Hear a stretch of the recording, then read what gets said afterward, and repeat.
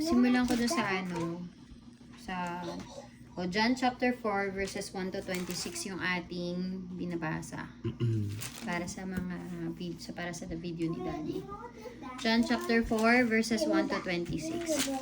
So sinabi dito na sa una pa lang sa verse 3. So he left Judea and returned to Galilee. Sabi dito, he had to go through Samaria on the way. Tama yung sinabi nyo kanina na ang Jews, they are not supposed to interact with Samaritans. So, alam nyo ba na ang pagdaan sa Samaria is not their usual route, going home to Galilee or returning to Galilee. Ang tamang route nila or usually yung dinadaanan nila is yung Jordan River na way. That will take them like 5 to 7 days, I think. Pero going to Samaria, pag dumaan sila sa Samaria, I think 3 days lang. Makakabalik na sila. The reason why they are taking the longer route because they believe before na kapag dumaan sila syempre sa Samaria, it's dangerous. Kasi unang-una hindi nga sila dapat interact sa kanila. And at the same time, they're gonna be defiled. Marurumihan sila. Naiintindihan ninyo? So, alam niyo, wait lang, Lord. So, parang sinasabi dito na it's not the route. It's not where you are right now. It's not who are you with right now. But who is with you right now. Who is in your heart right now. Kasi, kung dadaan ka pala doon, madidefile ka, hindi naman na-defile si Jesus. So, that only means na ang protection mo or yung pagiging malinis mo should not depend on where you are right now. Kung sinong kasama mo. Kasi kahit sinong kasama mo, kunwari, kasama mo mga basagulero, mga ganyan, maapektuhan ka nila, di ba? But, if the one in your heart, if you know who to believe to, if you know kung sino dapat ang sundin mo, if you have an intimate relationship with God, you can never be defiled by others. Diba? Ewan ko, bigla lang pumasok sa akin yun. Anyway, so tuloy tayo. So dumaan na nga si Jesus sa Samaria, which is dapat hindi siya dadaan doon. Ay, ang napasok kasi sa akin dito, he was rerouted. And sometimes in our life, we feel like we are rerouted too. Diba? We feel like, hindi ito yung tamang plano ko Hindi ito yung plano ko O kunwari, sa case ni Charles, hindi yan yung plano ko, dapat hindi mo kinikip yung ano ko. Mga ganun, diba? O kaya kay Carlene, hindi yan yung plano ko, ang gusto ko, debug. O, diba? Mga ganun. Kaya si Daddy, ito yung plano ko, dapat meron akong work, pero bakit ganito yung nangyari sa life ko? Diba? We are being rerouted sometimes by the Lord. In a way. Because He is planning something bigger.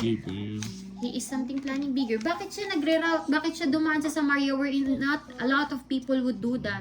Especially Jews. Because He is planning to save someone. And maybe you are being rerouted because the Lord is doing something. And we don't know that yet. But in this lesson, Jesus rerouted because He wants to encounter the Samaritan woman. You know, in my heart, I can see that this Samaritan woman is so thirsty. She is very thirsty. She wants to belong. She wants to be loved. She wants to be taken care of. She wants to be accepted. Kasi, the Samaritan woman went to the well at noon. Sinabi ba doon na maraming kumukuha ng tubig? Hindi. Nung noon time na yon? Hindi. Because, ang mga babae usually, kumukuha daw sila ng tubig sa umaga at sa hapon. Kasi ang tanghali, syempre mainit nga naman. Diba? Parang may nabasa akong ganun somewhere. Yeah. So ngayon, para pumunta yung Samaritan woman doon, ng tanghali, ibig sabihin, umiiwas din siya sa tao. Umiiwas siya sa tao. Bakit siya umiiwas sa tao? Because she has a bad history. I can't believe it's nighttime already. She has a bad history. What is her history? Jesus mentioned there. She has 5 wives. At sa 5 husbands. And kahit isa doon, hindi siya kasal. So, kung babae ka, o sa regular na lang na panahon ngayon, babae ka, ang dami mong asawang kinakasama, hindi ka ba pagkukwentuhan ng mga babae din? Di ba pagkukwentuhan ka, ang tingin sa'yo ano? Masamang tao, masamang babae. Di ba? So, I am thinking, na kaya siguro siya pumupunta ng noontime. Because she is outcast. She is outcast. And bakit siya kinausap ng Lord when it comes to the water? Because Jesus knows that she is thirsty. She is thirsty of the feeling na sana belonged siya. She is thirsty of the feeling na sana may nagmamahal sa kanya, tumatanggap sa kanya, may nag-aalaga sa kanya.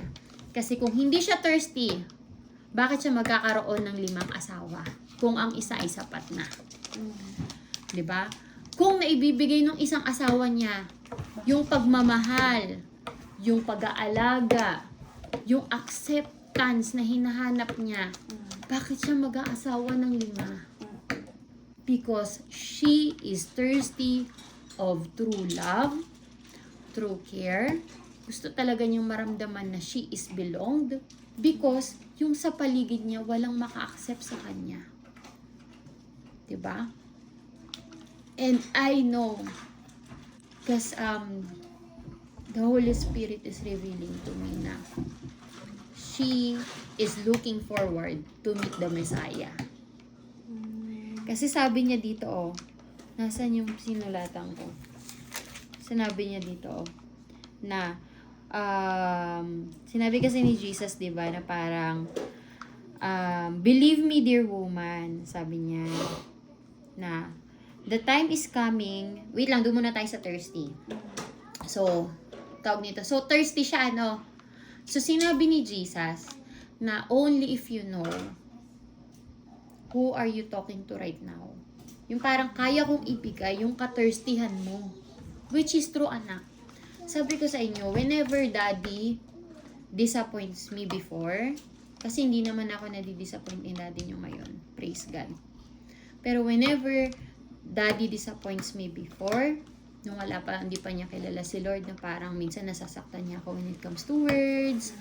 Kayo minsan, nagkakaroon din kayo ng disobedience, nasasaktan nyo rin ako. Alam mo, that time, I praise the Lord.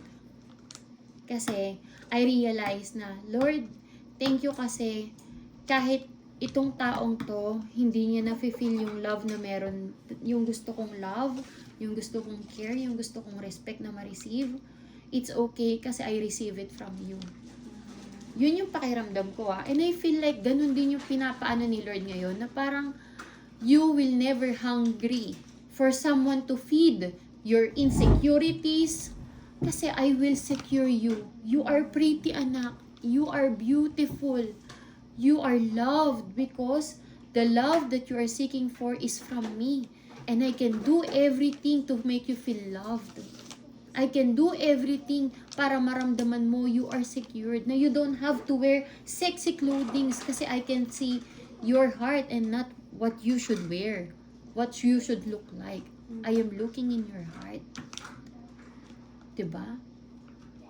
I became contented sa kung ano yung naisusuot ko lang. I became contented sa kung ano lang itsura ko. Because I know na the Lord is not looking in my physical appearance, but the Lord is looking into my heart. I am more into growing into Him than growing something else. Naiintindihan ninyo? That's why kahit nag-aaral ako, I still wanna pursue studying the Bible, sharing the Bible to you guys, kasi I believe that's my first purpose. Diba? So what I mean now is Kung thirsty ka, kunwari thirsty ka na ma-accept ka ng mga tao, 'di ba? The Lord accepted you already. So kung ang Lord kaya kang i-accept at hindi ka ma-accept ng tao, okay na yun sa'yo. You're not thirsty of the acceptance of other people anymore. Yun yung sinasabi ni Lord dito na if you only know who can give you the real water wherein you are not gonna be thirsty again, you will get that water. And that is Jesus, guys.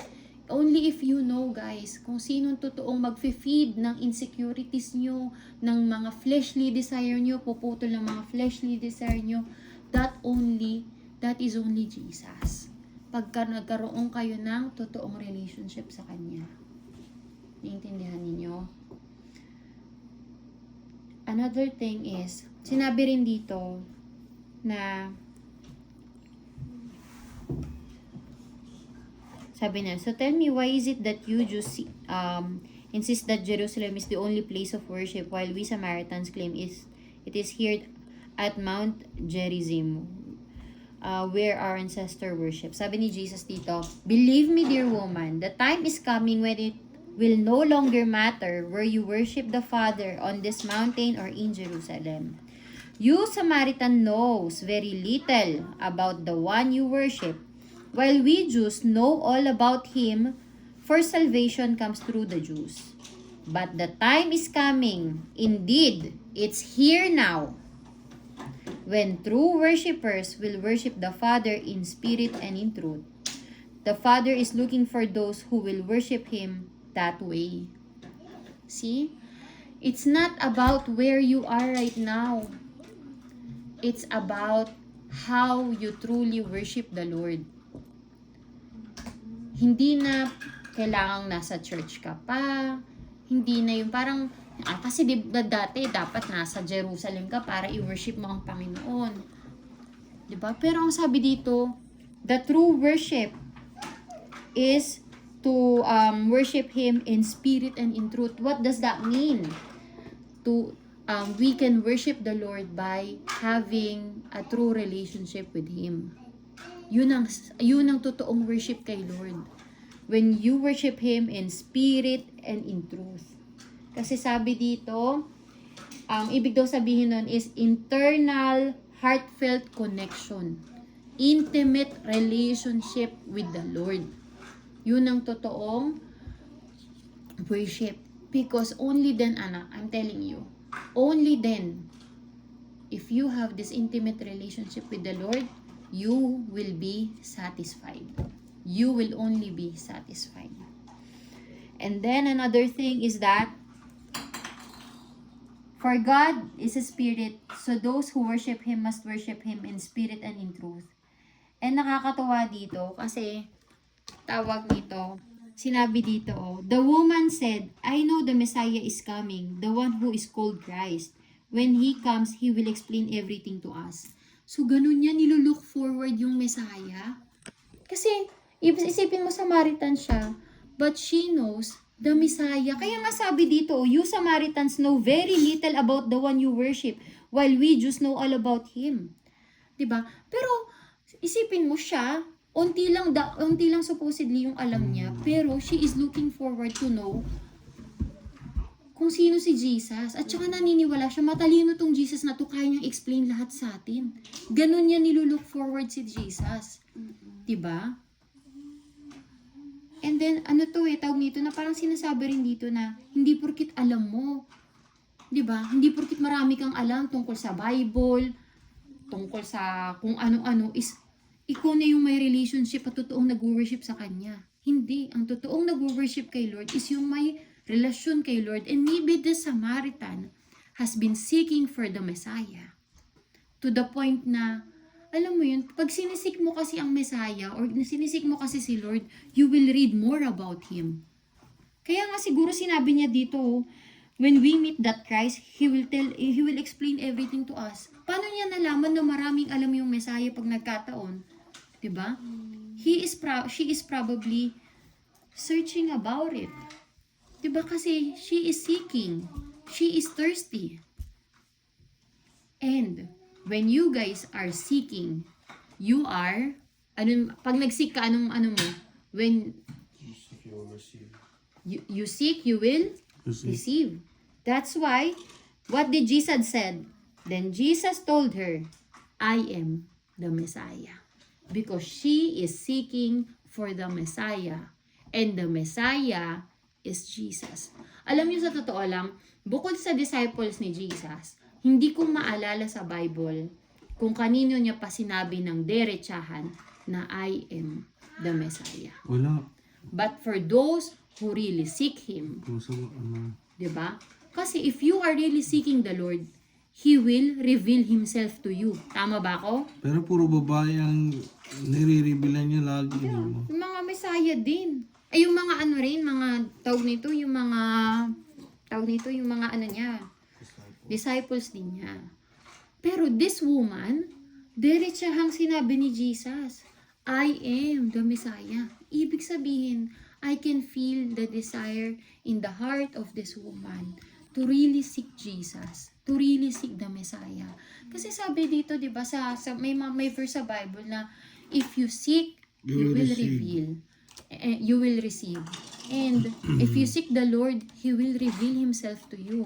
So I think the Samaritan woman have the heart that really seeks the Lord. Because to the point na nagpakilala sa kanya si Jesus, to the point na nagre-route pa si Jesus para sa kanya. Diba? So, yun. Thank you so much, Holy Spirit, for your revelation. Father God, marami pong salamat.